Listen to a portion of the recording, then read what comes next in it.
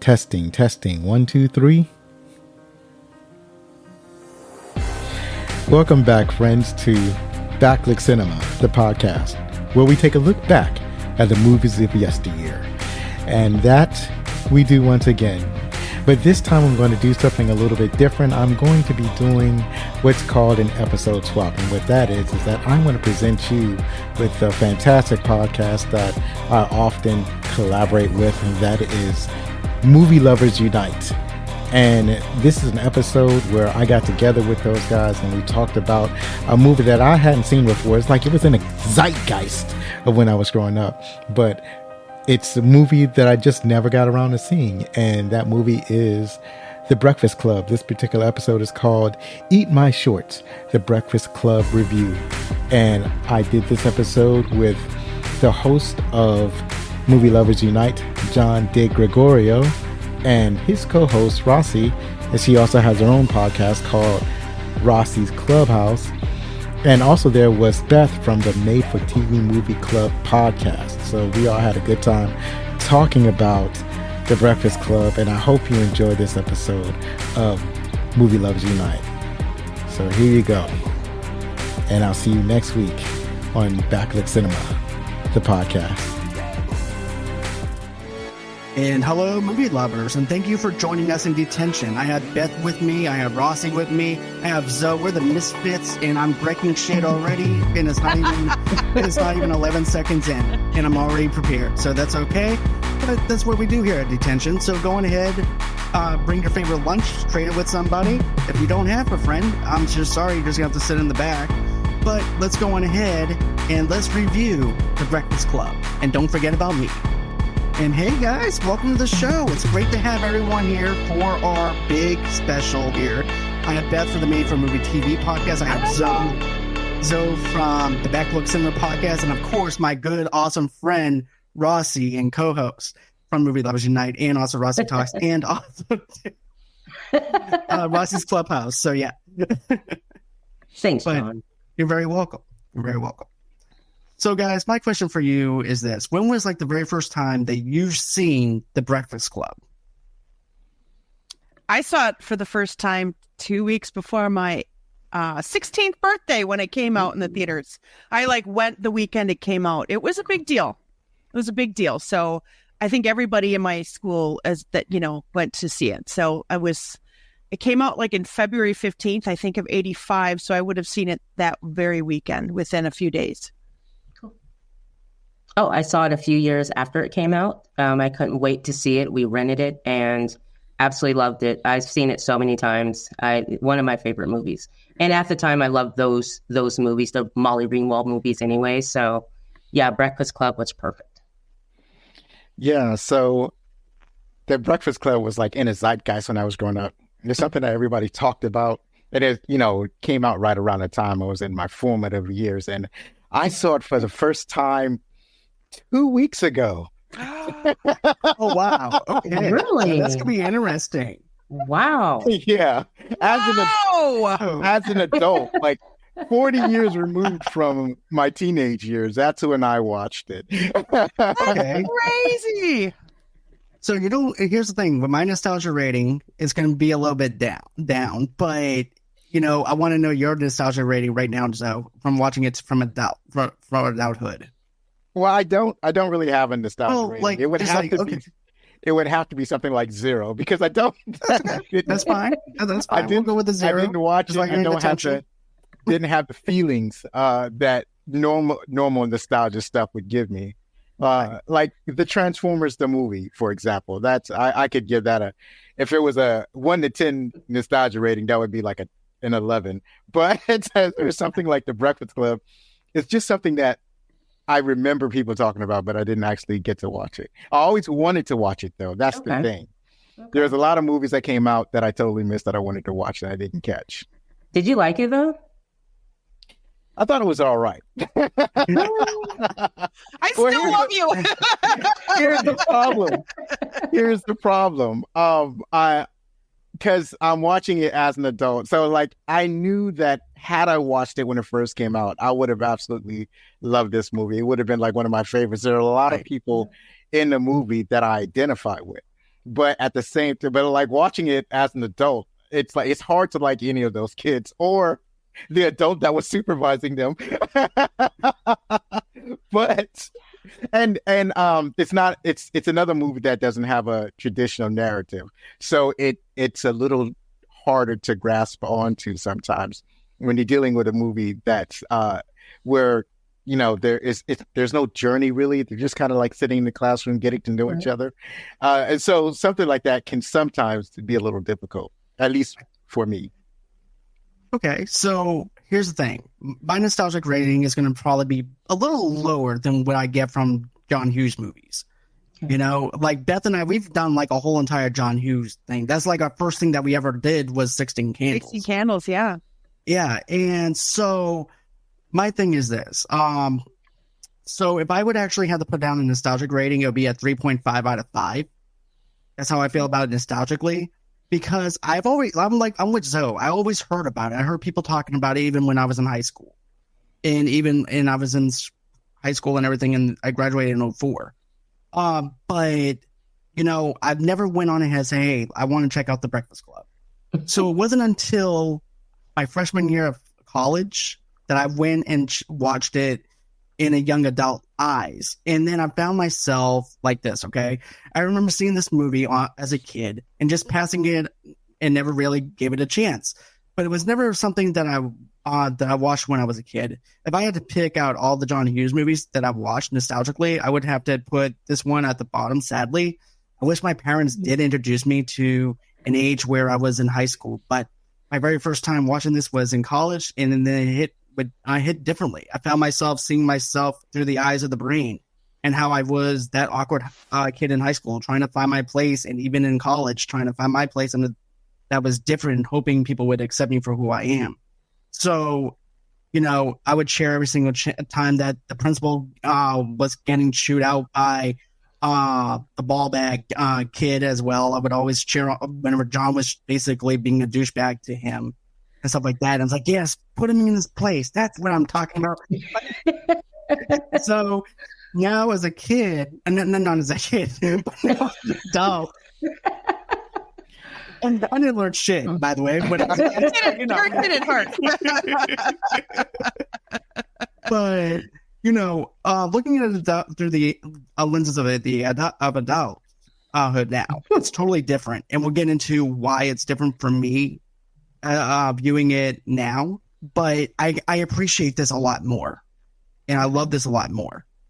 This was okay. Brandy says this was one of my favorite John Hughes movies. Right. I agree with Brandy. Right. Like Beth and I always said, John Hughes knows how to write for kids and teenagers, right. And he puts himself in the shoes of teenagers. Right. So this is just like any other John Hughes movie. It has everything that's relatable with the cast. Everything is perfect. With what he decided to do. I really enjoyed it. Yeah, one of the things that I loved about this movie, and my nostalgia rating is really high because I was that age when it came out. I mean, it just couldn't have been. I mean, I related to all the characters in one way or another. But so when I think about the writing of this, I actually think it's so strong because he had to ramp this movie up and get these characters in fast and hard. And he didn't do it in a way that made it seem awkward or weird anywhere. Like, it was believable to me. Because, like, John, when we watched Planes, Trains, and Automobiles, that was a slow build up to a really beautiful ending. 16 Candles was just there for fun. Right? So they meant to have a message. And if we didn't believe that those characters were going to connect in the way they did, that whole movie was going to fail completely. And I do think it held up in that regard. I think John Hughes was a great writer, and I think he directed it, and I think he had a really clear vision of what he wanted. And I actually think he fulfilled his own hope of how that movie was going to turn out. And again, like I said, my nostalgia factor is just really high. I loved Molly Ringwald from Facts of Life in the late 70s on. Right. Yeah. Me watching it, I remember watching the 16 Candles, and like you said, Beth, when this one came out, you got to see the characters that you watched in other films at that time in a serious light. I've never seen Molly Ringwald like that in a film. So it was really exciting to get to see that side of them. And then watching a film, for me, my nostalgia rating, it's like Beth, it's a 5 out of 5. I mean, I watched it today, again, haven't seen it in a while, and I cried.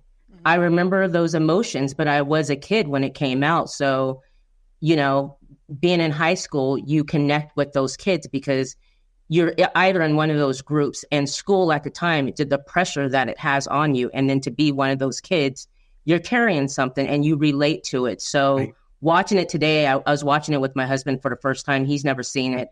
So I'm on the couch hiding, the fact that I'm crying to this film in certain parts because it still hits me like that, and he laughed a few times, he just didn't get it like that. But I love this film, and I love Molly Ringwald as well. Back to life, and just following her career as a young actress. Yeah, agreed. Yes, I think me and your husband have something in common. Because... when you said that, when you had mentioned that, I'm like, oh my gosh, because my husband was like, he laughed. There were some funny parts, but at the end, he was like, now that makes no sense. Why would they all of a sudden those two hook up and those two hook up? Like they just happened. It just happened. And I'm like, no, were you not watching a film? They showed you that they had connections, like the jock and the crazy girl, Ali Sheedy's part. You can see that they liked each other. You can see where Judd Nelson and Molly Ringwald's part came to where you can see them filling each other. But he didn't get that. He just thought it just like they just did that at the end. And it's like, no, it happened throughout the whole film. But I'm seeing it differently because, but so I, when you said that, my husband felt the same way. Yeah, it's not that I didn't get the film. Like I totally understood all of that was happening, and but like I can identify with some of the characters. But at the same time, it was like these kids. Like I'm an old man. I'm an old man watching this movie. Right. Kids today. Or back then. Kids back today. Then. My generation, right? Let's see. We're going to read some of the comments, and then we'll get into the meat and potatoes of this film. So, Brandy says, "I'm pretty much identified with Ali Sheedy." Allison. Yeah. Who did you guys identify with? Let's see. Well, for me, it was. Oh, I didn't mean to interrupt you. I thought you were still thinking about it. I was. I know. I was. Go ahead. I was. I actually put it in the chat. I'm a little bit of Allison and a little bit of Brian. And I thought about the other one. And I was like, nope. I wasn't anywhere near a jock, and I wasn't anywhere near the what do you call him? A douchebag, a bully. He's a little bit of both of those, and I was none of those. At least not in school. And then you had.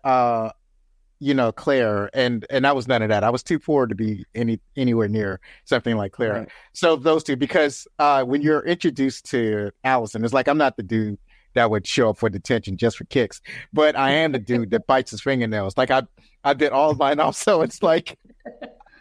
So when they open it up and she's loudly biting her fingernails, I felt embarrassed for me because that was me. That was me doing that all of the time, and I was a little bit weird, but not. So like she took her weirdness up to 11. Like I could never reach the heights of strangeness that she did, but I was a little bit weird. Everybody saw me as that, and then Brian, because I was a little bit of a nerd, but not as much of a nerd as Brian was. Like he's a member of all these intellectual clubs. He's like a math genius, and I suck at math. I suck at math though too. Now that I'm thinking of it.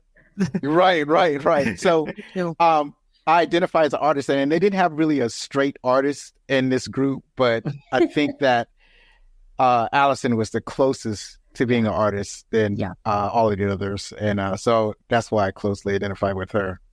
Yeah, I agree with you. For me, definitely in high school, I would say Allison, her part as well, because the same thing, just artistic.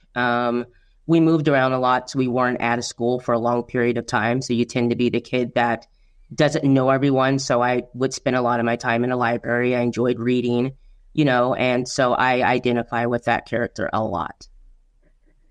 Yeah, I think I would have to say Allison as well. Maybe a little bit of Bender, only because I smoked.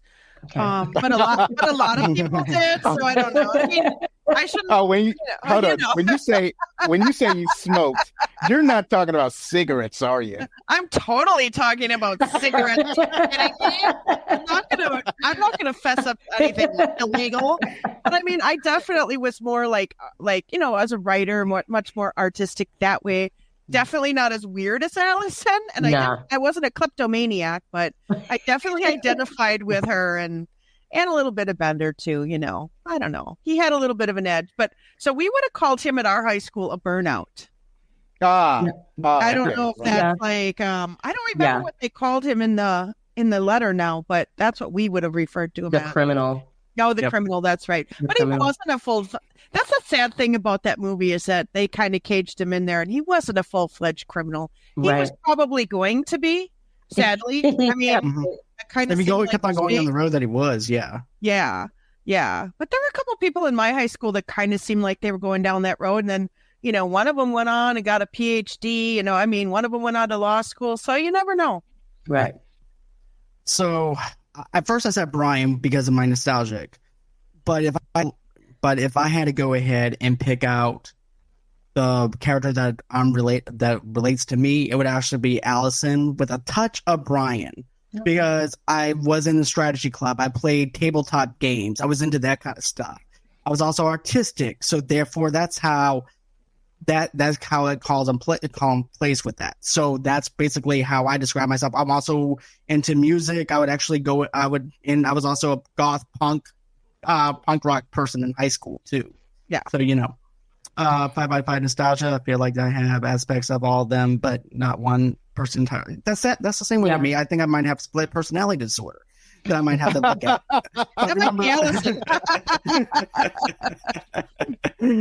But Beth, just remember, it's not illegal unless you get caught. So, right. I think I've passed that point of getting in trouble at this point, right? Because I think since it's 40 years old, that would mean I've graduated high school. I don't know, 10 years ago now. But all right, let's go on ahead. Let's get into this. We're going to be stripping away the nostalgia and just talking about the things that we loved about the film, and then after that, we'll give you our looking at it through the lenses of an adult aspect to it.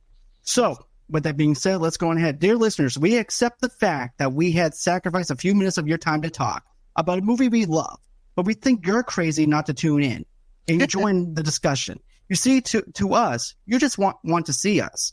Film enthusiasts, podcast hosts, pop culture junkies. What we found out is that each one of us is a brain, an athlete, a basket case, a princess, and yes, even a criminal. When it comes to spoiling movies, sit back and relax and get ready to rumble with the Breakfast Club on Movie Lovers Unite. So, very nice, John. Right. Appreciate it. I've been finagling it back and forth all day long with that. So I was like, I don't like how this sounds, so I'm gonna try and figure this thing out. But yeah. Fun. Thank you so much. I almost sound like Elvis for a minute there because I did something poetic. but anyways, I just want to say this. I forgot how this movie starts out because I always thought it started with them in detention. No. I forgot that it pulls every single one of those characters with their parents in there, all except Bender, of course. And it just was awesome to see that. And then you have a David Bowie. First you get a David Bowie poem or lyric. And then you get the whole entire monologue of the one that I just recited, except for it's not podcasting. If podcasting was a thing back then, it would be modern day times today. So, but yeah, I just thought it was an interesting way of how to start off the film. And I also put this in my notes too. I said, it's interesting how they play it off where everybody's experiencing this for the first time. They're all in this room together for the first time. Just as we're in this room together for the first time with them. And we're locked in with them. And we can't get out of this detention if we don't wanted to. So we actually feel that claustrophobic in a sense of not being able to go anywhere. So I definitely like that. Yeah. I like the fact that in the beginning, it did, when they're pulling up to the school, so you get an idea of how each kid was because, who their parents were. So, Molly Ringwald, the rich dad, the jock. And so when they get there, you pretty much know, okay, where each of them have come from, how they are. So I do like how they did that in the middle. And then, we go into the library and, the movie takes off. Did you guys notice that John Hughes played Brian's dad? No. Yeah, he was John's dad, uncredited. I don't think he was credited, but yeah.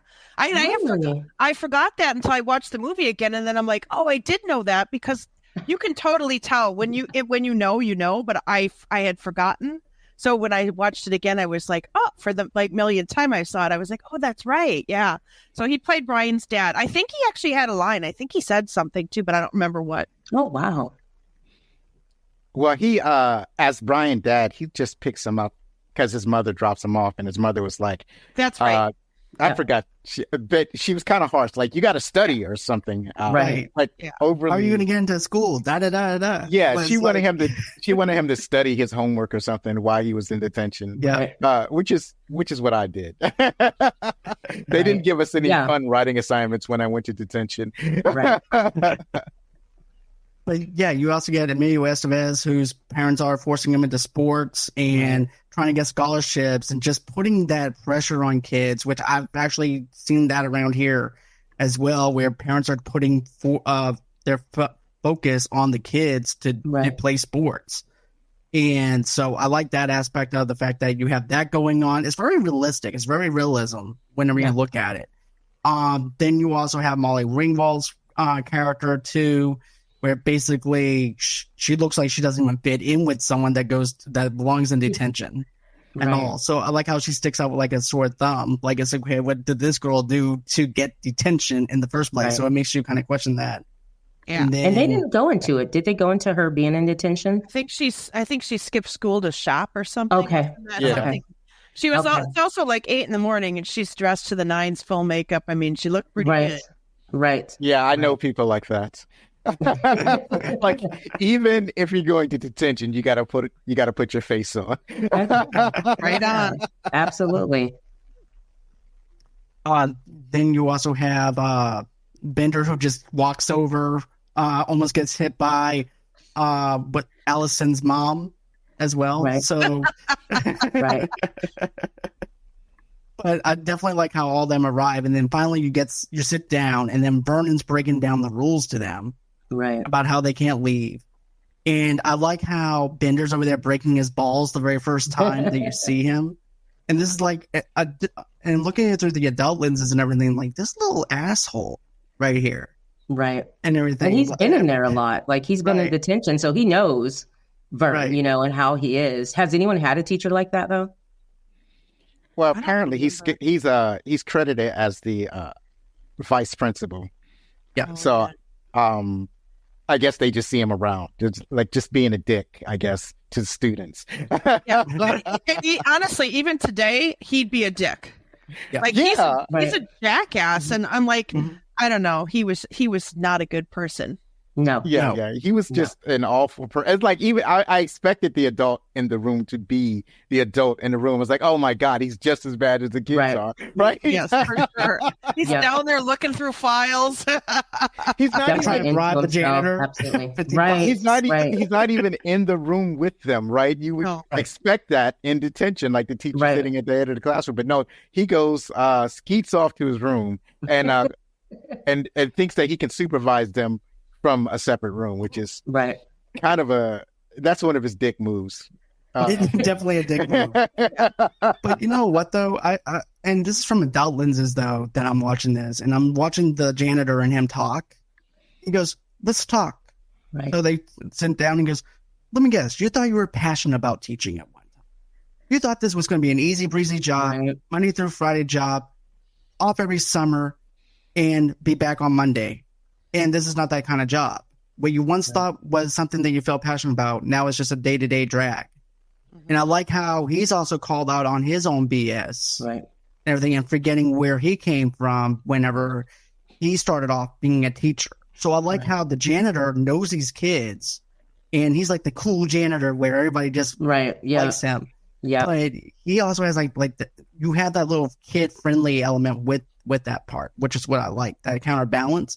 But I like how he calls him out on his own BS, just like how he calls Bender, how the principal calls Bender out on his own BS. Right. And everything. I like how when they show them bonding, when they first have their bonding moment, when Bender goes and takes the screw out of the door, and he comes back in there and asking each of them, who it was. And at first, when you first see it, you think that they're going to give up Bender because they're not liking him anyways. But that was like the first interaction that you see that they're protecting each other as kids, against him, so you see that little bonding thing happening there. Yeah, that's an interesting point. I hadn't thought about that. Yeah. And bitches get stitches. True. Yep. and that. And Brian would actually be the one who winds up getting the stitches because right. Yeah, you would think, Yeah. Yeah. But and then also too, you also have the other stuff that winds up having all the other shenanigans where basically he winds up breaking the principal's balls, like I said, but also too, he's like, okay, one more time, you're gonna buy yourself another time in detention. Okay. And he winds up smarting off to him, saying something else. He goes, okay, you just buy yourself another Saturday. Okay, right. Wait, want to go for 2? Okay, I have all the time in the world. What else you got at me? So, as a kid, I'm like, yeah. Now I'm like, okay, I see why you're mad at him. Yeah. And you have every right to be. And yeah. But it was interesting in that point was Claire was trying to protect him. She's like, stop. She wanted him to shut his pie hole and stop getting detentions. Right. Yeah, I think that the common experience that they were having in detention, even though they come from vastly different groups, that was the one common thing that kind of united them in a strange way. And they kind of, because Vern is like the enemy of my enemy's best friend. So Vern is that one enemy that they rally around themselves to oppose Vern. So the time that you see the group really united are the times when Vern antagonizes the group. I'm calling him Vern like he's from the country. Hey, you Vern. Vern. Yeah, but what draws them to be closer and then get to really know each other and what each other's about. And I love that because, with the criminal, for instance, him letting them know how his household was, because he envied all of them, because to him, they came from great households. And then when you find out what he goes through every day, obviously you feel sorry for him, but you get where he's coming from. I mean, what does he care about detention? No one gives a shit about him.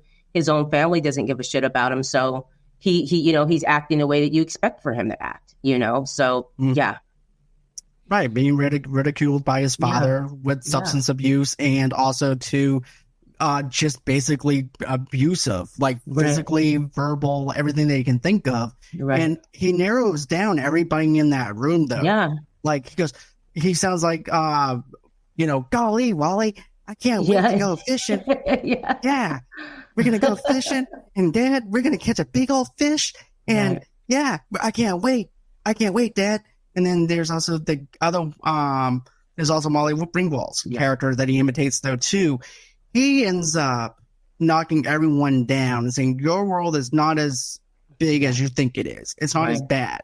Right. My world, welcome to my world. This is what my world is. Right. And that's what but what about it for you, Beth? Like, what, when you look at that scene in itself? Well, I mean, I think it just sort of adds to the layer of the depth of where they actually were bonding. I mean, I was kind of looking at it a little bit different in that regard because sorry, my dog is barking. I don't know if you can hear that. Not at all. I warned you. Not at all. No, but yeah. So it was like, I just think it's so striking because it's such an unexpected moment in the film where he sort of reveals that he's being abused at home and you kind of don't really know what to do with it because I don't know that they know what to do with it really. Right. But as Jojo said too, the others were also miserable in their own household. So we're kind of finding out really, because Brian at that point is like, you think that my life is that easy? And of course, then I don't know if it's that same scene or a little bit later where he tells them why he's there. And that is probably my favorite moment in the movie because I just loved how deep that Anthony Michael Hall went with that character. Right. It was so beautiful. Wow. It's like, do you know why I'm here? Do you? And it's, Right. I mean, it choked me up when I saw it again. Yeah. That's the part where I was really crying at, because, everyone looked at him as, like, the criminal says, you're the parents, dream, you get good grades and all that. But the pressure of that for some kids to not get an F, to have to get good grades all the time, that's a lot of pressure, and to him, it was either good grades or I offed myself, and there are kids out there that actually do feel that way and have done that, so that was real. And he played that part so well, because that part was really real. Like, kids go through that. As far as Molly Ringwald's part, Claire, there are kids in high school that being popular is the hardest thing to do. You have to keep an image up. You have to act a certain way. So every day you get up, you go to school, and you have to put this fake face on and make it seem like everything's great because you're wearing all the name brands. So each one of them, other than, I think the only one that doesn't go through that pressure is Allison, other than her home life, because feeling like she's ignored. I mean, at the beginning, when her mom drives off, remember, she stands by the car and then she's going to the front to say something to her mother, and her mother just drives off. So you get, her situation, but out of all of them, she'll be your friend. She's not going to judge you because, like she said, I have no friends, and the friends she would have wouldn't treat anyone like that. So she's the best one out of all of them, Right. Yeah, that's a great point. And I want to mention this, Rossie. I want to piggyback off of you for a minute, though, too. Like, I knew someone in high school, like, the girl got a B, and she's crying because she got a B. I'm like, dude, I just bombed my test. Right. I would kill for a B right now. Right. I said, look, I actually bribed her. I said, look, I'll give you $5, and then I'll give you my F so you can really cry about it. Okay? But I understand the pressure, though, because seeing her getting pressured about it, and I also got pressured too because I was just like an average student where I would make an A or a B and stuff like that, and that's it. And I would get pressured like that too from my parents. But to see someone go to the extreme of being teared up in class and seeing the anxiety of it, it just brought back those memories in 7th grade where that girl was just crying because she got a B, and I'm over there trying to bribe her. But yeah. Right. Yeah. And in Brian's case, he was failing shop. He thought that shop would be an easy class. I forgot what grade did he get. I think he was getting a D or an F or something, but it was like the worst grade you can get, and it would drag down his entire grade point. Right.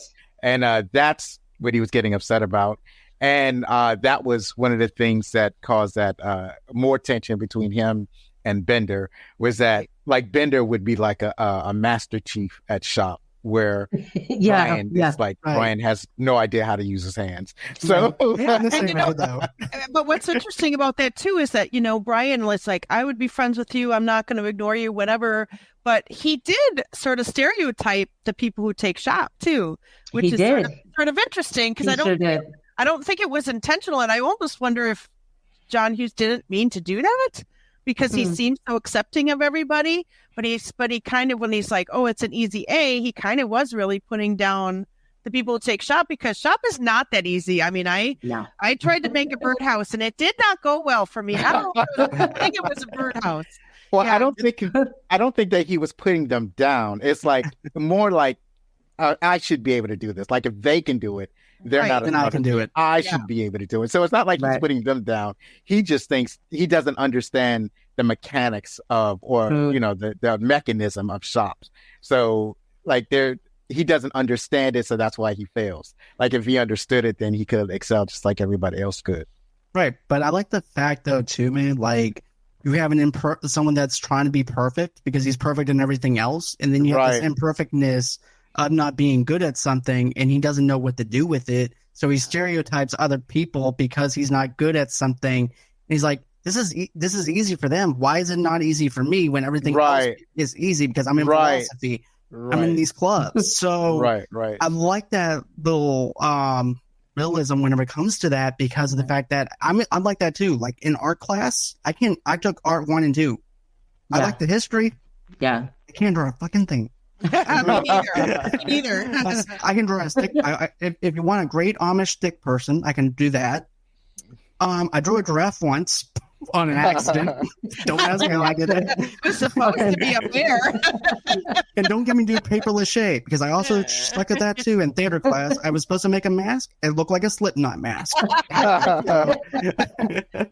So yeah, but yeah, I can definitely relate as to that.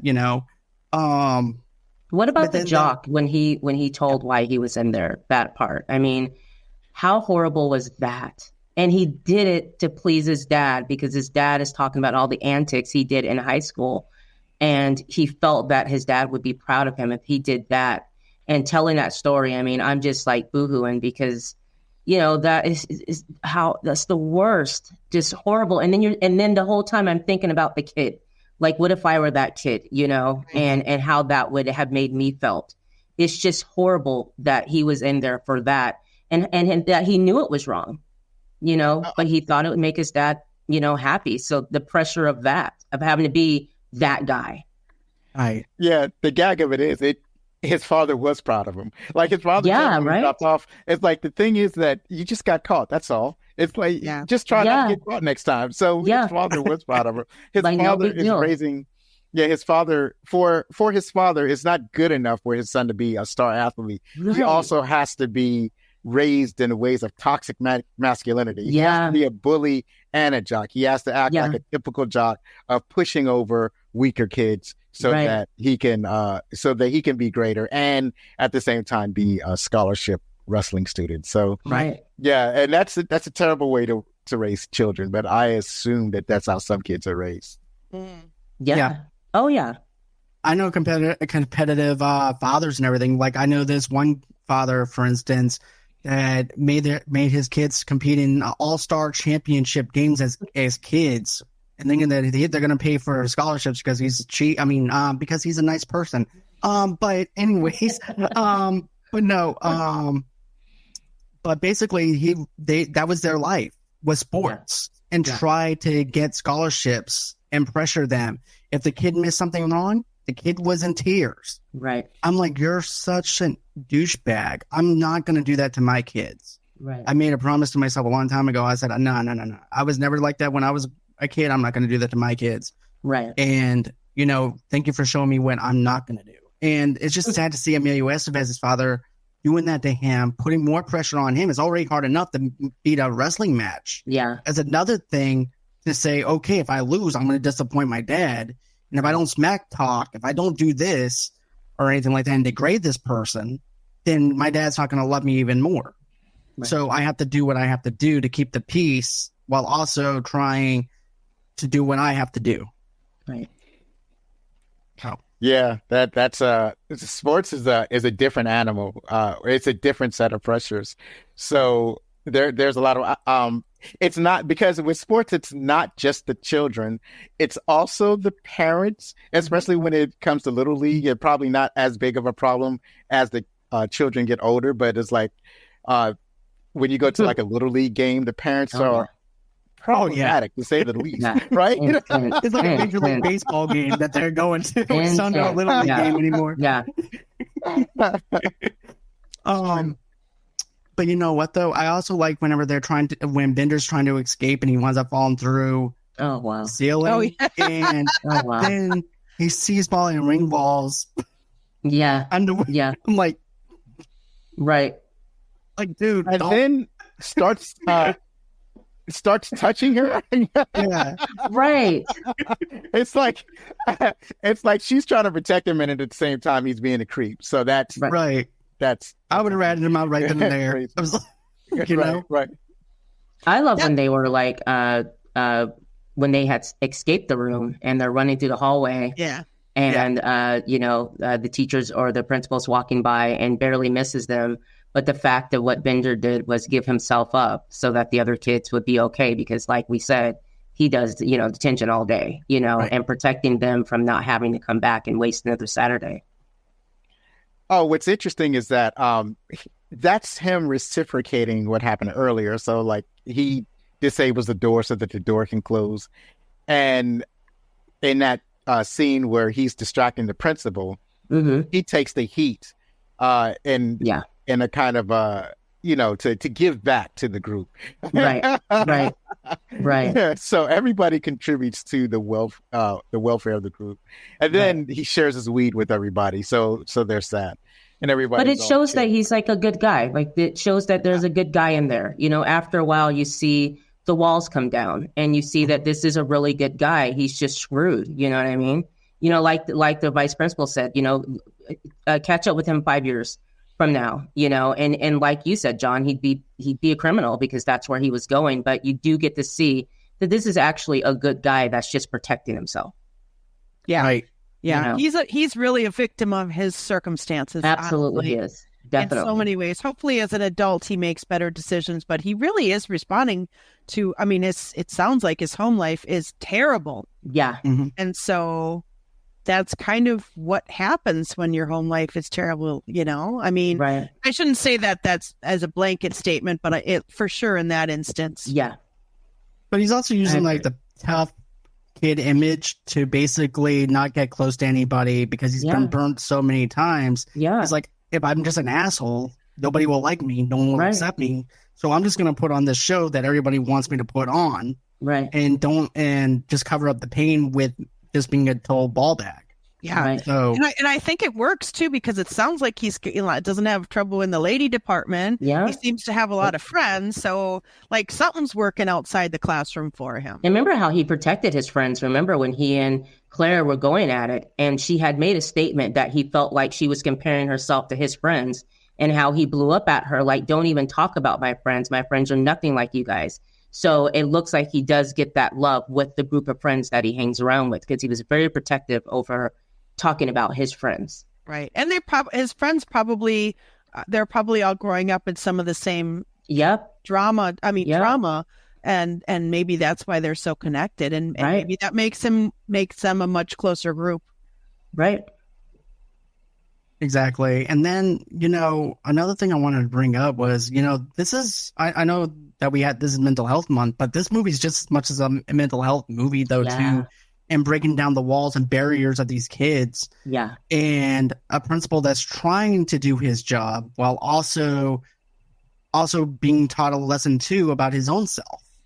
Right. So it's self-reflection of the adult and the adult in us, as it is in a reflection on the kids who watch this movie and have a self-reflection on themselves. Yeah. So that's the way I look at it. I'm looking at it through the lenses as the vice principal in a sense, not on that kind of thing where basically I'm going to go in and size this kid up for talking smack to me this whole entire time and put him in my office and degrade him to make him feel little, because this kid's already been through enough. So let me go in and do that to him now. Right. But the bad thing is he already knows these kids because of the files. So why would I understand that you have to tear down walls in order to do that? But, it's just sad that he had to go that far to do that. Right. What do you think about how Claire, took, Allison and went and did a whole makeover, on her, and Allison asking, like, why are you being nice to me? And she's like, because you're allowing me to, when they start bonding. But also the question of, on Monday, will we be talking to each other? Because you know how it goes. Right. Once school starts on Monday, do we know each other? Will we say hi to each other, Yeah. Yeah. So I noticed something for the first time that I never noticed in all the times I've seen this movie. But earlier in the movie, I think it might have even been in the closet, Bender he's going through Claire's purse and he takes her eyebrow brush and he's brushing his teeth with it. Right. And then she uses an eyebrow brush on Allison. And I'm like, is that the same? Yeah, I saw that. And I was like, wait, he was just brushing his teeth, like cleaning his teeth with it. Is that the same brush? I never noticed that before. Never paid attention to it. I didn't either. I don't know why I picked up on it at this 100th time I've seen this movie, but I was like, oh no, they can't be the same brush. But people don't typically carry more than one with them. Right. Oh no. It's so unhygienic, Claire. I didn't even know the thing that he grabbed was an eyebrow brush. Oh yeah. Down the door, like, what are you talking about? The what? Right. Yeah. The thing. Yeah. It's for the Well, I knew- eyebrows. I know what it is, but when he grabbed it, it's out of context of what people normally use it for. So to me, he just grabbed a thing. I didn't know what that thing was, and then when Claire is actually using the eyebrow brush, it was like I know what it is, but I didn't know that that's what he grabbed. Yeah. So I guess it's the same one. She rinsed it off, and presumably she went to the bathroom and rinsed it off, and then with hot water, and then she. We hope so. Definitely Hope so. Because they made us look high. Yeah, they were high, so maybe she didn't wash it off. Yeah, maybe. exactly. Yeah. Let's also talk about the exchanging of the lunches, though, too. I thought that was pretty funny to speak because I thought that was pretty fun. Because he made fun of Brian's lunch as well. I thought that was funny.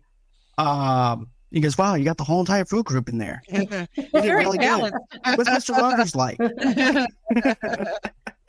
Claire's. I don't know if it was an exchange, more like Fuller just taking what he wanted. True. Well, for him, I was going through the lenses of how he looks at things, though. So I was like, you know what? He's just he's just exchanging lunches right now. That's all he's doing. He's just trying to see what he likes and then takes it as an exchange. But yeah, Claire's lunch. He's like, what? Sushi. Yeah, I actually had forgotten that. And I was like, oh, I guess people were eating sushi back then, too. I guess I didn't, I was in a little town and nobody ate sushi where I'm from. Yeah, I never ever heard of sushi back then. So when she said sushi, it kind of, I never thought about it either. But yeah, like they had sushi back then. Yeah, go ahead, Zoe. Sorry. No, I was just saying, what's funny is that back then, that would be a very unusual lunch. But nowadays, it's like, now you could go to a fast food joint. Right. And get some sushi. You can go to the go Burger King. And get you some sushi. So that's pretty cool. Yeah, you can pick up a bento box at Target now. Mm-hmm. Yep. And I think it's weird I know what a bento box is, but I learned what a bento box is from watching. I learned what a bento box from watching Dragon Ball Z. That's how I knew that. Same here, Zoe. That's where I learned. God bless anime, right? Right. I love sushi. I'm a sushi girl. I love sushi. Or I may have learned it from playing Pokemon at that too. That's true. I didn't think about Pokemon. But you know what, though? Going back on the whole sushi thing, though, too, like, I remember it being something that people would eat, but I thought it was something like rich people would eat. For that time. Yeah, probably back then. Like, also, I could see it in like a country club or something, I was like, probably. There's a reputation of sushi being raw fish. Yeah, I mean, obviously it existed because she had it. It just was so unusual, especially like in the Midwest. Yeah, like it just wasn't a thing where in the town I grew up in or anywhere near where I grew up until probably I don't even know, but definitely not in the 80s. Right. No. Right. Because even in Mississippi over here, like I don't know when we decided to get sushi, but we went from steak to hamburgers to sushi. So, and it's popular. So yeah, it's more popular now than it was back in the 80s though. I just remember it being, and I never knew that was sushi that she was eating either until I watched it recently. Like, okay, that's kind of unusual. You have American, you have the guy with all the food groups in one center, then you have Japanese, and then I'm like, okay, so you have different culture. You got the cereal food. Yep. Allison with her little pixie sticks and her cereal lunch, which actually, when I was watching it again, I'm like, that doesn't look terrible. I mean, I think I might enjoy that. Like, you like cinnamon and sugar toast, right? Yeah, very true. Pixie sticks on there and cereal. Exactly. But so let's go into our rating now. Now that we have stripped away the nostalgia, my 3.5 is probably going to get up there, but I'll let you guys go on ahead, talk about your rating now as an adult. Definitely a 5. I still feel the same way. It's a great movie. Like, seriously, I really still love the movie to this day. Okay. Yep. I agree with Rossie. I'm at a 5. I have to say that I think I dislike the vice principal more than I did, and I really disliked him the first time around. As an adult, I think he is just a reprehensible human. Right. Yep. Okay. Yeah, I would have to agree with John with a 3.5. I mean, I think it's a fine piece of entertainment. But so we're trading off our ratings. Okay, I gotcha. Right, but it doesn't resonate with me as much as it does. If had I watched it when it first came out, like I watched Home Alone when it came out, and that has a high nostalgia factor for me, and all of those things. So I know that he makes good movies. I have reference points for that, and I've seen movies, but I didn't watch a lot of coming of age movies. Like besides this, the closest thing that I could say that I watched was something like Better Off Dead or Stand By Me, or even Once Bitten. That's a good one. Matter of fact, I watched a Ralph Macchio movie for the first time. That was 80s movie with Patrick Swayze. My wife introduced me to the film recently. Was that the name of it, Rossie and Beth? I can't think of the name of it. But you know what? I was with some friends last weekend, and I pointed out to my friends, because I have, John, I have a super weird knowledge of all things 80s television. Mm-hmm. People don't. On the podcast, I was like, Casey, remember that one show that was on for 1 week in 1982? But Ralph Macchio was in the last season of 8 is Enough. Oh, really? Was he? Mm-hmm. They brought him in as I guess to boost ratings. Okay. Not My Cousin Vinny, right? Yeah. No, that's an. I think the movie you're talking about is called The Outsiders. Yep. That's it. The Outsiders. Oh, yeah. Of course. Yeah. I never seen the movie. I seen this last year for the first time. That's a great movie. Cynthia Ann came in with the save. And thank you, Zoe. Thank you for that. The only person who was famous at the time was Matt Dillon. Thank you, Cynthia. He was the only famous one in that movie. Everybody else was just starting out, even Rob Lowe. They were all about to become huge superstars. And it might have been Tom Cruise's one of his very first films. Okay. Just an FYI. So I'm going to go with mine, the way I'm feeling and everything. So I went from a 3.5. So I'm going to go up to a 4. Because, and here's the thing, I didn't grow up with this film. My rating would have actually been higher if I did grow up with it, like Zoe has said before. But here's the thing. I grew up with 16 Candles. I grew up with Home Alone. I grew up with all these other John Hughes movies, to the point where this is no fault of anybody's or anything. It just happens to land in that kind of down at the bottom for me because of that. And it's the same thing about the original Roadhouse too. I didn't grow up on the original Roadhouse, so therefore I can't say that which one was better than the other. So therefore I'm like, I don't care either way. But with this one, what's funny about Roadhouse? There's so much controversy around that movie with the people who grew up with it and the people who are just not catching up with you. So there are people like you who's like, oh yeah, they're about the same, and you're exactly right, they're about the same. But for people like me who grew up with it, we're always going to give the earlier version the edge. Right, exactly. Exactly. But yeah, all in all, 4 out of 5 for me, straight up 4. I'm not going to go any higher or anything like that. But yeah, that's where it's going to land for me. For the stripping away the nostalgia. So that's going to be it for our review. But Zoe, Beth, tell everybody about what your podcast is about, because I've listened to both of y'all's. And as a matter of fact, I've listened to your Wizard of Oz one, Zoe, just recently. So.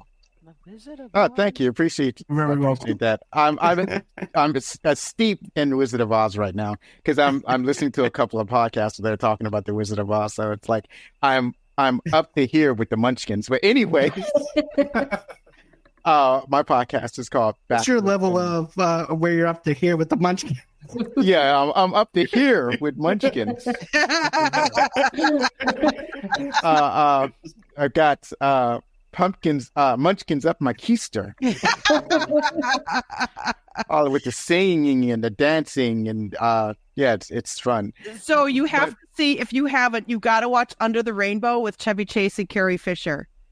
It is so funny. It was a great movie. I think it was probably early 80s, and it's about, now I can't remember what it's about, but it has to do with the Wizard of Oz, and there's a munchkins in it. I think a murder? I don't remember, but it's funny. You know what? We all have fun. How can I not remember? I loved it. It's funny how you throw that. It's funny how you threw that out because there are two things in all my listening. There are two things that they've talked about. They've talked about there's a movie about Frank L. Baum, L. Frank Baum, that John Ritter starred in, and then they talked about a couple of other documentaries about the making of The Wizard of Oz. There's a lot of it's a lot of behind the scenes with that movie. So yeah, and then there's the Return to Oz, which I hear is good. Another movie I never saw, but my show is it's called Backlook Cinema, the podcast, and I talk about movies that came out in the last millennium. You know, the movies yesteryear. We take a look back at the movies that came out way back when, and the show that I just released, I just mentioned the title, Stand By Me. And I have a guest on from Fat Dude Digs Flicks. And his name is, if I can remember his name. Nope, can't remember his name right now. But I'm going to cheat. I think I can look up his name. I'm going to cheat. And see, that's what happens. Oh, I didn't refresh my website. But that's what happens with my memory. I just forget stuff, and you have to deal with that. Well, his name is Andy Heller. So Andy Heller from Fat Dude. See, I remember his podcast, but I could not remember his name. So Andy Heller from Fat Dude Digs Flicks is on the show, and we talk about Stand By Me. That's a fabulous movie. The next movie I have coming up is I just watched. Let's see if I can remember. Rain Man with Tom Cruise. Nice. And what's his name? Who's the other guy in Rain Man? Tom Cruise. Yeah. Dustin Hoffman. Dustin Hoffman. Thank you. That's just a funny. That's like probably his best role, and I like how it's referenced in Tropic Thunder. But that's the other thing I have upcoming. I am I'm half of the Made for TV Movie Club podcast. We review TV movies from the 70s, 80s, and 90s, and they are mostly never as good as I remember.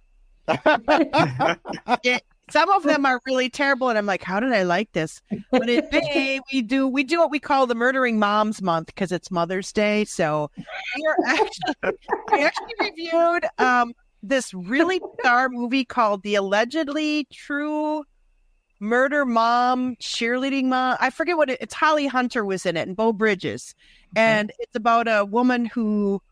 It's a true story about a woman who tries to hire her ex-brother-in-law to kill the rival of her daughter's cheerleading rival's mom, thinking if the mom is murdered, the girl won't be on cheerleading. It's super weird, and everybody tries to make money. It's crazy, but it's got Holly Hunter. So it was Holly Hunter, but the movie was weird, and it was a big deal when it came out in what I think in the early 80s. So that's what we got coming up.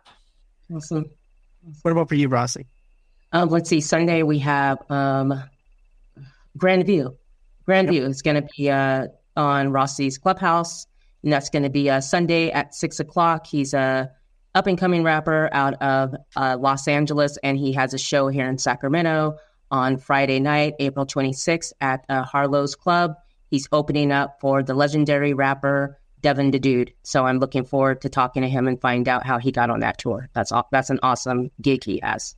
And he's a really talented artist as well.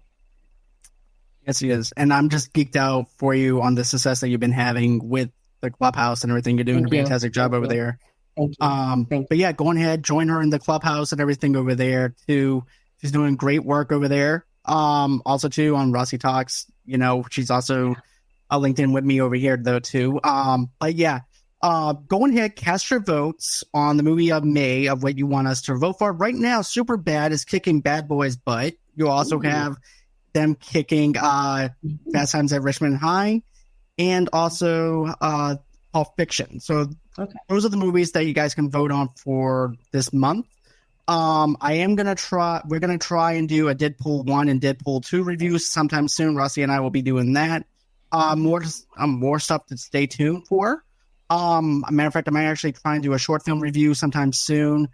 But that's about everything. And also, too, I ended up dropping a new John Travolta movie that is coming out on the 28th So yeah, Pulp Fiction. That does not count, Cynthia. I do appreciate the effort. If you go to our YouTube channel, please, and just go on ahead and cast your vote there. I understand that you want the VIP, and I understand that. I appreciate that so much, and I appreciate you staying tuned. But you have to. I can't. I love the fact that you stay tuned and we're keeping you engaged. But just go on ahead, cast your vote there, and I'll also count that as your vote for Pulp Fiction, and so to make those votes boost up. So yeah, I don't want to do a misvote or anything,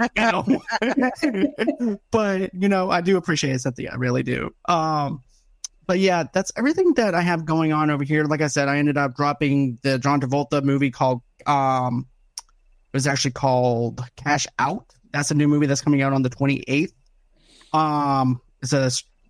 It's going to be hitting maybe one theater. I mean, it's probably going to be hitting a theater sometime somewhere near you. And I did a review for it. And also coming soon to Vudu. So anyways, that's going to be it as far as the show goes. Coming soon to Vudu. Tell us how you really feel. Thank you. Exactly. If you really want to see how I feel about it, either watch the video or you can go on ahead and follow me on Letterboxd and find it over there and look at my rating. So anyways, guys, that's going to be it as far as the show goes. Thank you, Cynthia. Thank you, thank you, Clint. Thank you to my wife for commenting as always, supporting us, and the same thing to JoJo. Thank you to everyone in the comment section. You guys are doing fantastic at doing the God's work over there, like Zoe would say, just commenting and everything, doing the Lord's work. So thank you so much. And always until next time, guys, have a great and safe night. And we'll catch you guys on the next